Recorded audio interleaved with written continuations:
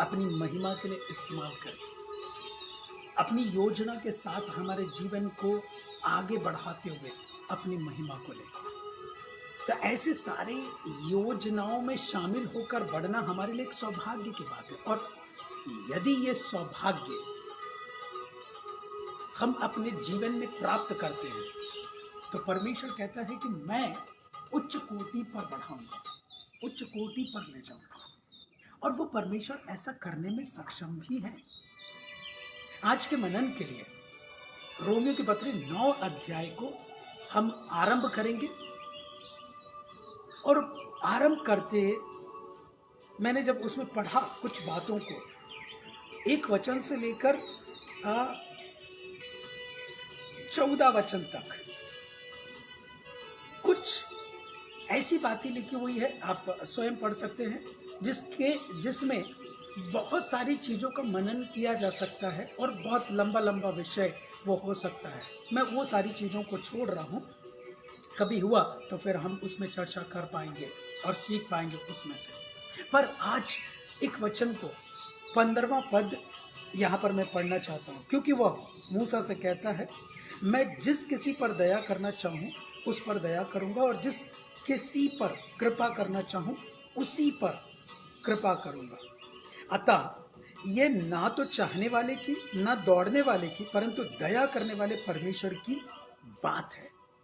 क्योंकि पवित्र शास्त्र में फिरौन से कहा गया, मैंने तुझे इसीलिए खड़ा किया है कि तुझ में अपनी सामर्थ दिखाऊं और मेरे नाम का प्रचार सारी पृथ्वी पर हो। इसलिए वह जिस पर चाहता है उस पर दया करता है और जिसे चाहता है उसे कठोर कर देता है। ये बातें मेरे और आपके जीवन के लिए महत्वपूर्ण है। आज मैं और आप जिंदा हैं और मैं और आप सुरक्षित दशा में हैं। ऐसी सारी चीजों को मेरे और आपके जीवन से जब परमेश्वर दूसरों तक पहुंचाना चाहता है, जो उन्होंने दया किया, जो उन्होंने मेरे और आपके जीवन पर प्रकट रूप से जीता जागता सबूत दिया है कि आज हम जिंदा खड़े हैं। ये परमेश्वर की महान योजना है और उस योजना को जब हम लोग समझकर आगे बढ़ते हैं तो परमेश्वर हमारे जीवन में बाखूबी एक सुंदर तरीके से काम करते हुए हमारे जीवन को न केवल हमें दिखाता है लेकिन औरों के सामने ऐसे प्रस्तुत करता है मानो उनका जीवन बच जाए और परमेश्वर की महिमा का कारण बन जाए। आमीन, प्रेज़ द लॉर्ड। जिस पर वो चाहता है दया करता है और जिस पर वो चाहता है कृपा करता है। ये कौन लोग हैं जिस पर दया, जिस पर कृपा? ये परमेश्वर अपने लिए, हम जरूर ये अनुमान लगा लेते हैं या हम जरूर उस पर टीका टिप्पणी कसते हैं कि फलाना ऐसा है, वो ऐसा है, वो ऐसी है, ये सारी चीजें होती, पर हर एक वो व्यक्ति जो मनुष्य की कैटेगरी में है, परमेश्वर उस पर दया करना चाहता है। आमीन। परमेश्वर उस पर कृपा करना चाहता है। वो भले जैसी लाइफ जी रही हो, परमेश्वर उस पर दया और कृपा करना चाहता है। और ये सारी चीजें मेरे और आपके जीवन पर प्रकट है उसके वचन के थ्रू। और जब उसके वचन को हम सुनते हुए या पढ़ते हुए उसके अनुसार चलते हुए आगे बढ़ते हैं तो जैसे हम पर दया हुई, कृपा हुई, उन पर भी वो करना चाहता है। क्या उसका ये उपकार नहीं? मैंने डिस्क्रिप्शन में लिखा है, उपकार को ना भुलाया जाना। क्या ये हमसे हो सकता है? प्रश्न है आज की सुबह। भजनकार कहता है, हे मेरे मन यहोवा को धन्य कह और उसके किसी भी उपकार को ना भूलना। उसके पवित्र नाम को धन्य कह। हे मेरे मन यहोवा को धन्य कह, उसके किसी भी उपकार को ना भूलना। क्या यह हो सकता है? उपकार ना भुलाया जाना। हर पल, हर क्षण, हर लय में अच्छा होगा कि परमेश्वर हमारे जीवन पर अपनी पूरी कृपा दिखाए। हमारे दूसरों के साथ व्यवहार, बात, चाल चलन से उसको जब हम प्रसन्न करते हैं, आज्ञाकारिता के साथ जब हम जीवन बसर करते हैं और परमेश्वर की एक अद्भुत योजना के तहत जब हम आगे बढ़ते हैं, तो वो परमेश्वर हमारे संग और साथ होकर हमारी अगुवाई करने के लिए तैयार होते हैं। परमेश्वर अद्भुत है, वो महान है। अंतिम पद में क्या लिखा था? 18वें पद में, इसलिए जिस पर वो चाहता है उस पर दया करता है और जिसे चाहता है उसे कठोर कर देता है। आज्ञाकारिता के साथ हम आगे नहीं बढ़ रहे हैं तो मान लीजिए वो कठोर भी कर सकता है, हमारे मन की इच्छा पर छोड़कर। एक उदाहरण देता हूं। एक व्यक्ति जो अपने आप को बहुत बुद्धिमान, बुद्धिजीवी समझता था, वो सोचता था मेरे आगे कोई टिक नहीं सकता, मैं बहुत बुद्धिमान हूं। लेकिन उसका एक दोस्त था जो मनोचिकित्सक था। वो लड़का उसके पास गया एक दिन और उससे पूछा बड़े प्यार से कि तुम कैसे चेक करते हो, कैसे ये टेस्ट करके कंफर्म होते हो या पता लगाते हो कि कौन व्यक्ति जो आपके पास आया है, कौन व्यक्ति स्वस्थ है और कौन अस्वस्थ है?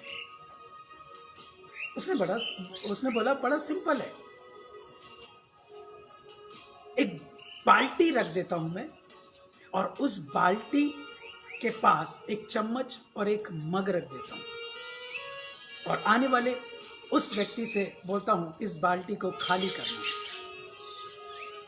और इसी दौरान वो उस व्यक्ति से बोलता है जो अपने आप को बहुत बुद्धिजीवी समझता था, उससे बोलता है कि अगर तुमको मैं बोलूं इसको खाली करना है तो तुम कैसे खाली करो? बोले हो तो सीधी सी बात है, जो स्वस्थ है वो मग से इस बाल्टी को खाली कर देगा। उसके दोस्त मनोचिकित्सक ने आंसर दिया, बोला आप गलत हो। यही पता लगा लिया जाता है कि वो व्यक्ति स्वस्थ नहीं पर अस्वस्थ है। बोले ये वो कैसे? मैंने चम्मच से तो खाली नहीं किया, मग से खाली करने की बात कर रहा हूं। बोले अगर स्वस्थ व्यक्ति होता तो वो बाल्टी ही खाली करने बोला, बाल्टी ही उल्टा देता, खाली कर देता और किसी की चीज की जरूरत ही नहीं। मेरे और आपके जीवन का भी यही नजरिया स्वस्थ और अस्वस्थ का है। दया मिलने के बाद, कृपा होने के बाद भी मैं और आप अपने ही जीवन में लीन और लिप्त हैं, उसके उपकारों को भूल जाते हैं। जबकि वो सारी चीजों को एक तरफ खाली करके आगे बढ़ना परमेश्वर की दया हुई है, परमेश्वर की कृपा हुई है, बहुत बड़ी बात है। उसके उपकारों को ना भूलना ये मेरा कर्तव्य होना चाहिए, ये मेरा प्रथम कर्तव्य होना चाहिए। और उन बातों को जब मैं लेकर आगे बढ़ता हूं तो परमेश्वर हमारे जीवन में बहुतायत के साथ बल, शक्ति, सामर्थ्य ही नहीं देता पर हम पर दया भी करता है, हम पर कृपा भी करता है, कठोर नहीं करता। वो चाहे तो कठोर कर सकता है, हमारे मन के हट पर छोड़ सकता है। बाइबल ये भी कहती है ना कि ये मन तो सबसे धोखेबाज है, इसमें असाध्य रोग लगा हुआ है। जो कृपा को भूल जाता है, जो दया को भूल जाता है और आगे बढ़ता चले जाता है, हम जो कर रहे हैं वही सही है, अपने आप में बुद्धिमान समझकर, बुद्धिजीवी समझकर बाकी और चीजों को, परमेश्वर की भी बातों को एक तरफ रखते हुए आगे बढ़ता जाता है। क्या मैं और आप आज के इस दिन में अपने जीवन से ये तय करेंगे, ना केवल आज लेकिन कभी भी उसके उपकारों को नहीं भूलेंगे, नहीं भूलेंगे। ये हमसे हो सकता है। मैंने वहां पर लिखा है प्रश्न, क्या ये हमसे हो सकता है? क्या आप कह सकते हैं कि हाँ, हमसे हो सकता है? उसकी दया, उसकी कृपा में हम आगे बढ़ते रहेंगे। हम उसको मजबूर कर देंगे कि वो हम पर दया करे, कृपा करे। और वो दया प्रति भोर को नई करता जाता है, नई करता जाता है। विलाप गीत में यह आया है, वो अपनी दया को प्रति भोर नई करता जाता है। और मेरे और आपके जीवन से उसकी अपेक्षाएं हैं, उन अपेक्षाओं में खरे उतरे। यही मेरा और आपका कर्तव्य है। Okay, praise the Lord. प्रार्थना करते हैं। प्रभु जी, हम धन्यवाद करते हैं आज के दिन के लिए, सुंदर बातों के लिए, उदाहरण के लिए, जो हमारे जीवन से पूर्णता खाली करके आगे बढ़ने की आवश्यकता है। और थोड़ा थोड़ा खाली करके हमारे जीवन से आश्वस्त होने का प्रमाण हम दे देते हैं। पर आज हम ये प्रमाणित कर दें कि उसके उपकार हमारे जीवन में बहुतायत के साथ है, उसको हम कभी ना भूलें। यह हमसे हो सकता है, हम उसको करने के लिए आगे बढ़े। आपकी दया, आपकी कृपा हमारे जीवन पर बनी रहे, ताकि हम व्यवहार, चाल चलन, आज्ञाकारिता और परमेश्वर की उन सारी योजनाओं को परमेश्वर के लिए हम उपयोग में ला सकें। हर बात में आपको ऊंचा उठाते धन्यवाद देते हैं।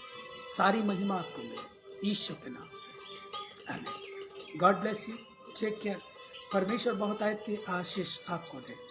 आप लोग शेयर कर रहे हैं, जिसकी वजह से बहुत सारे लोग उस चीज को जान पा रहे हैं जो परमेश्वर हम तक पहुंचाना चाहते हैं। इन दिनों में जो कठिन दिन है, हम बहुत सावधानी पूर्वक चलें और आगे बढ़े। परमेश्वर हमारे लिए मददगार साबित होकर हमारे जीवन को आगे बढ़ाए। Okay, God bless you, take care, have a nice day.